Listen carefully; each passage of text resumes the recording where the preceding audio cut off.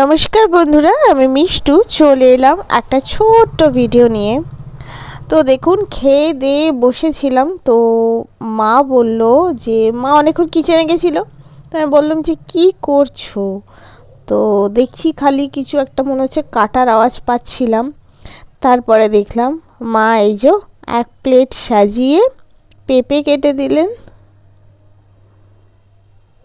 আর এই যে সবুজ আঙুর কেটে দিলেন। এখন কিন্তু মার্কেটে সবুজ আঙুর আস্তে আস্তে অ্যাভেলেবেল হয়ে যাচ্ছে।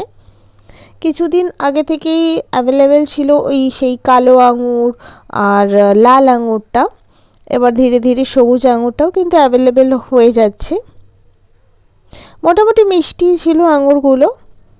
দেখুন মা এই আঙুরগুলো লম্বা লম্বা করে কেটেছেন আবার। আচ্ছা, ফল কেটে দিলে এক রকমের টেস্ট লাগে আর গোটা খেলে কি এক রকমের টেস্ট লাগে? এটা কি আপনাদেরও মনে হয় কখনো?